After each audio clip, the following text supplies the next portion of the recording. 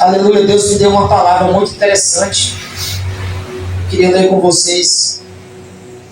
Isaías 61 primeiro. Eu vou ler na minha tradução. O Espírito do Senhor Deus está sobre mim, porque o Senhor tem me ungido para pregar boas novas aos pobres.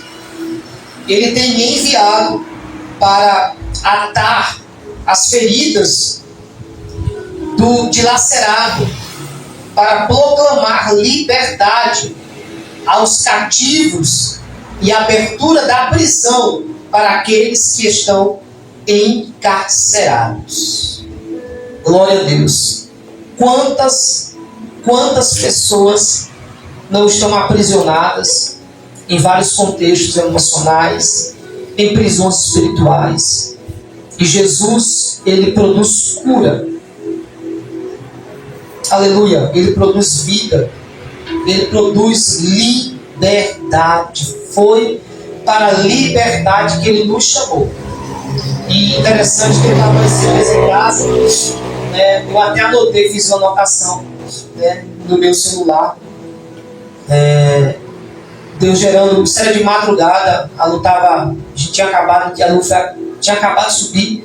Eu falei, eu vou anotar isso aqui, senão eu vou esquecer, né? E aí eu comecei a anotar, não quis gravar áudio porque ele ia acordar. E Deus falou comigo referente à dor, né? Algo bem interessante. Eu fiquei pensando, a dor, por que a dor? E Deus começou já no meu coração sobre a dor, né? E ela é um meio, né? É um sentimento que muitas pessoas estão presas a esse sentimento de dor, né? E aí Deus começou a ministrar o porquê da dor, o que gera a origem da dor, as feridas, né? E eu fiquei pensando muito nisso. Eu creio que tem muito mais de Deus a ser revelado nesse sentimento. E me veio agora no meu coração, eu vou ler a frase, depois eu leio, que está no meu celular, não lembro bem. Mas eu sei mais ou menos o contexto. Jonas, ele tentou fugir. E a dor leva muitas das vezes a fugir da realidade. E o nosso subconsciente abraça isso, né? A gente aceita o irreal e foge da realidade. É como se a nossa matéria, ela cria várias escamas, né? Vários subterfúgios, várias camuflagens. E a gente tende a se esconder. Eu estava vendo um vídeo bem interessante, né? Eu vou até procurar esse filme, é de um filme, na verdade. Eu acredito que a professora dessa aluna, provavelmente uma psicóloga, não sei, mas uma menina ela sofria com obesidade, mas ela era muito alegre. Ela contagiava a turma com alegria, né? E todo mundo, quando ela chegava, só que assim, é impressionante quando a professora percebe uma prisão, que ela usava aquela alegria para cativar as pessoas. E a professora fala, se você é tão popular como você acha que é, porque todos os seus amigos, quando fazem festa, não chamam você? Ela parou assim. Você usa esse sentimento para de alguma maneira ter uma aceitação, mas você está tentando fugir de si mesmo. E ela parou e disse, meu Deus. E aí começou a confrontar. A professora começou a confrontar ela. Por que você não se aceita como você é? Ou muda esse contexto. Você sofre com isso. E a professora realmente falava da obesidade. É algo que pode parecer que não seja um problema, mas é um problema muito grande. Eu orei por uma irmã há muito tempo atrás, no Rio Grande do Sul. Acho que foi isso. E o esposo me procurou. E ela estava sofrendo muito com a aceitação, de se aceitar, né? E a questão também de imaginar que o esposo estava com ela por tolerância, né? Por não amá-la mais, pela questão do peso. E o contexto da minha mensagem não é nada de peso, né? É só as escamas e as camuflagens que muitas das vezes nós usamos para se esconder. Você vê muitas das vezes pessoas que aparentam ser tão alegres, né? Tão felizes, mas no fundo elas escondem por trás daquela autoimagem uma depressão profunda. Entende? E tem um ator famoso, eu não lembro do nome, cara, os filmes deles eram perfeitos. O cara era uma alegria, ele contagiava. Esse aí. E ele simplesmente se suicidou. Ele chegava e contagiava todo mundo. Parecia que era ele ali. E ele se camuflava. E Deus ministrou no meu coração justamente desse sentimento de dor. Pensa comigo. A enfermidade, a doença em si, ou o problema em si, ele gera uma dor. E as pessoas, o inimigo, usa esse tipo de sentimento de prisão espiritual. E as pessoas, elas buscam o quê? Parar a dor. Então elas vão fazer o quê? Buscar tudo aquilo que está acessível. A medicina, o conhecimento humano, qualquer tipo de caminho que leve elas a obter essa sensação de não ter mais dor. E elas ficam preocupadas, né? Eu preciso parar a dor. Eu preciso parar com esta dor. E isso gera uma prisão. Isso vai gerando uma distração. E o inimigo usa esse sentimento, muitas das vezes, para aprisionar, né? Pessoas que estão aprisionadas na mágoa, né? O sentimento da dor, né? A dor, na verdade, não é a origem, né? A ação gerou a dor e a consequência do que aconteceu, ela atende na alma do ser humano. E Jesus, ele quer nos curar. Ele quer verdadeiramente nos libertar. E aí Deus falou, ministrou no meu coração. Lembra de Jonas? Que Jonas recebe um propósito de trazer liberdade, de trazer uma mensagem que ia libertar o povo de Nínive. Ele fugiu. Ele não queria ir. Ele não queria enfrentar aquele propósito, porque ele estava se escondendo de uma dor. E a dor que Jonas carregava era uma mágoa, uma decepção, porque ele não queria que Deus libertasse Nínive, porque o povo de Nínive foi um opressor de sua família. E na cabeça deles não merecem, eu não vou fazer isso. Eu não vou. E ele foge. E a palavra, se você for ler todo o contexto, você vai perceber que ele sabia que Deus era um Deus misericordioso. Ele sabia que Deus ia perdoar. E ele, mesmo sabendo em todo o contexto, ele tenta fugir. E Deus falou para mim que a dor tem levado muitas pessoas a se esconder, a se camuflar, as escamas. Você está diante de uma pessoa que não é, na verdade, aquela pessoa. Ela criou uma camuflagem, ela criou uma identidade. E ela está se escondendo, porque a dor, ela atende na alma dessa pessoa. E aí eu disse, meu Deus, como ter acesso à alma, como ter acesso à ferida, como ter acesso à cura. Porque, para pensar, se você fizer uma análise rápida aqui, por que existem pessoas, e Deus coloca, sim, contextos semelhantes aos nossos, para a gente, de alguma maneira, ter uma percepção, o problema que essa pessoa carrega é semelhante ao teu, para que a gente, pelo menos, enxergue, porque muitas das vezes a alma está tão aprisionada em alguns contextos, né? E Deus, ele quer nos levar à cura. Deus quer nos levar a encarar os fatos, as vias de fato, e se render. Se render ao Senhor.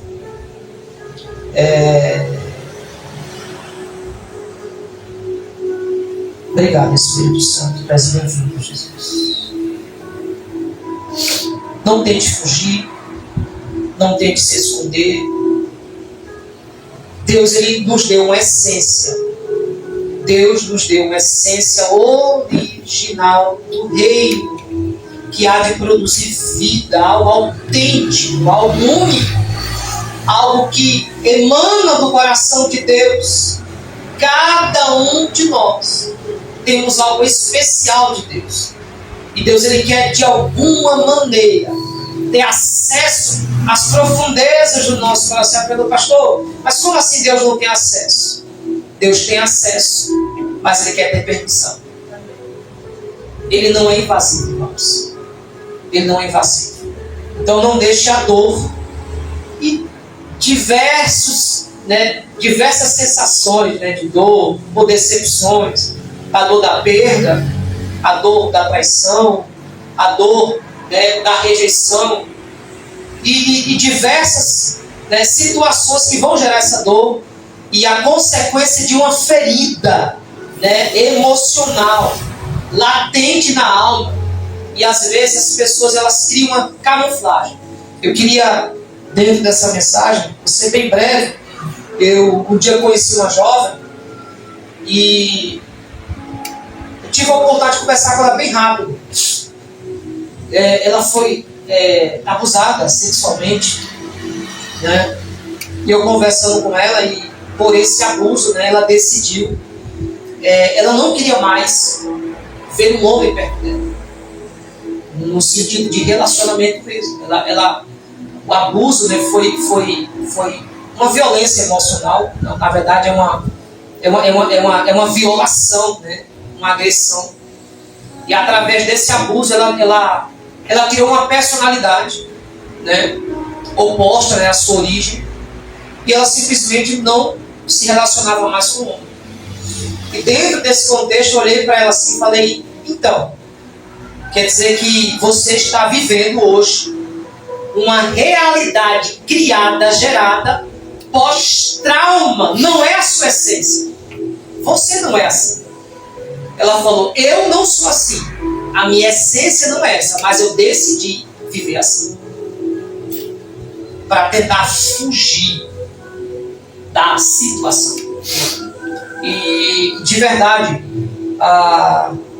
eu estava ouvindo uma mensagem hoje. O ministro falava assim, que quando a dor vem, ou quando um problema, uma decepção, ou uma dificuldade, uma barreira, ela vem, não é para nos parar. Não é para nos parar. Na verdade, ela vem para ter um crescimento, uma resiliência, um posicionamento de fé, uma comunhão real com Deus. Ela vem para nos moldar, a nos levantar. Se a gente olhar no contexto normal da vida, quando a dificuldade vem, a gente quer ultrapassar ela de alguma maneira. A gente busca alguns meios ali para se ancorar, se levantar. E Deus coloca pessoas para, de alguma maneira, nos levantar, sendo Deus por trás da ação. Então a situação não é para nos paralisar. E não é para nos parar. Pelo contrário, a situação é para nos levantar e nos forjar. Então muitas das vezes a situação, ela vem, e por não termos a direção certa de Deus, recuamos e paralisamos. Quantas pessoas são paralisadas porque os resultados não foram o esperado? Elas esperaram tanto o resultado e não aconteceu, se decepcionaram e paralisaram. E interessante que o reino de Deus é avançar, não é parar, é avançar, é triunfar, como a águia, Deus ele nos compara com a águia, que tem visão panorâmica, que é resiliente no momento de transição. A velhice chega no sentido espiritual, o cansaço, e a águia não consegue voar, ela não consegue mais alavancar aqueles voos, as suas garras começam a se encurvar, o bico também, e ela tem duas decisões: morrer, se entregar, ou resistir, lutar contra a dor, arrancar as suas garras, quebrar o seu bico, romper as torrentes da tempestade, é a sua última força, se esconder na asas do Altíssimo e ficar ali esperando o renovo, esperando um bico novo, esperando as suas garras nascerem. Ela arranca as suas penas. Então perceba que quando Deus nos compara com a águia, e ela sai triunfante, ela não se entrega. E muitas pessoas têm perdido a batalha porque têm se entregado, têm se rendido literalmente à situação, têm deixado que o problema se torne maior que um Deus que é perfeito. Eu vi uma palavra de um pastor e falou assim: gente, eu acredito em milagres porque eu acredito em Deus. Deus, ele é um Deus de milagre. E é um milagre que ele é materializado na matéria, no físico. Deus, ele substancializa os nossos sonhos. Só que Deus não é menino. E Deus não cria meninos, Deus cria guerreiros. Deus cria homens e mulheres maduros na fé para se tornar segundo a visão e semelhança de Deus. Por isso que há um tempo determinado para todas as coisas. E durante esse tempo, Deus está nos forjando, nos tratando, né, para que quando de fato vier algo significativo, não venhamos fixar o nosso coração naquilo. Aonde estiver o teu coração, aí está o teu tesouro. E o homem bom sabe tirar coisas boas do seu tesouro. E o homem mau tira coisas más do seu mau tesouro. Daquilo aonde está focado a sua alma, os seus pensamentos. Tem muitas pessoas focadas no problema, na dor, na decepção, na rejeição. E não conseguem sair. Por isso que Cristo fala: aquele que olhar para mim e fixar os seus olhos em mim, receberá cura. Aleluia. Então, queridos, não sejam moldados ou influenciados pela situação em volta, pelas faltas, né? Porque se a gente for olhar o contexto bíblico dos homens de Deus que foram provados em fé, muitas das vezes Deus está nos provando. Deus está nos provando em cenários e a gente acha que são situações de provações, né? Algo assim que não está certo, eu preciso me posicionar, eu vou orar, eu vou jejuar para mudar aquele contexto. Muitas das vezes Deus está nos provando. Deus está nos provando. Aleluia! Deus é o dono do tempo. Deus não está limitado ao tempo. E não devemos limitar um Deus ilimitado. Devemos nos levantar com fé. Aleluia. E olhar realmente, fixamente, tão somente para Jesus. É interessante que quando a gente começa a passar esse processo de cura, dói, né? Dói. Deus, ele colocando, né, a mão cirúrgica dele, nos tratando. E aí quando Deus nos trata, né, em algumas áreas da nossa vida, e quando a gente ultrapassa, né, pelo aquele lugar sombrio, aquele problema que antes era algo assim, intransponível, se torna tão, como é que eu posso falar? Não nos causa mais incômodo. Jesus, ele veio trazer cura. Ele enviou boas notícias aos mansos. Ele enviou restauração aos corações contritos. A proclamar liberdade. Seja livre. Livre. Livre. Não deixe ninguém em nenhuma situação te oprimir. Amém. Nós não devemos ser oprimidos. Aleluia. E não devemos deixar nenhuma situação nos oprimir. Opressão, julgo. Isso não deve acontecer. Aleluia. Aleluia. Por isso que Deus é tremendo, né, irmãos? É bom, não é bom que o homem esteja só. Né? Dar-lhe uma disjuntura, né? A mulher, ela é sensível, né? E nós precisamos estar unidos. Amém. Unidos em um propósito, unidos na mesma dor, no mesmo contexto, confiando plenamente em um Deus que há de fazer, irmãos, nova todas as coisas. Aleluia! Quando Salomão falou que eu vi algo para mim que foi grande sabedoria debaixo do sol, que não é dos ligeiros a carreira, nem tampouco do valente a peleja, nem do rico o favor, nem do prudente a riqueza, mas que o tempo e a sorte pertencem a todos. Amém. Todos têm a mesma oportunidade de crescimento. Todos têm a mesma oportunidade. E ela passa assim, ó, Então, quando essa situação passar, nós temos que estar alertas para agarrar com unhas e dentes. Agarre aquilo que Deus te deu. Multiplique. Tenha fé. Tenha fé. Seja fiel no pouco. E a consequência do muito, você nem vai se preocupar com isso. Porque Deus, ele é poderoso para fazer. Há uma missão. O nosso tempo aqui na terra são contados. São contados. Nós não sabemos o dia da nossa partida. Nós não sabemos quando iremos partir. Deus, ele colocou propósitos na nossa vida. Deus colocou missões na nossa vida. Deus nos carregou de ferramentas. É necessário a gente ter seriedade e inclinar o nosso coração para esse propósito. A gente precisa de verdade, irmãos, perceber que nós podemos fazer muita coisa quando estamos alinhados ao propósito divino. Isso começa com a natureza de Deus em nós, nos tornando capazes de ultrapassar barreiras pela fé, rompendo todo tipo de amarra, todo tipo de prisão espiritual, rompendo pelo sangue de Cristo e produzindo cura pela autoridade que emana das nossas mãos. Aleluia! Por isso que se nós estivermos paralisados, como vamos produzir cura? Aqueles que forem nos enviados. Como iremos produzir fé se estamos abalados em meio à guerra? A situação não tem como. Não tem como.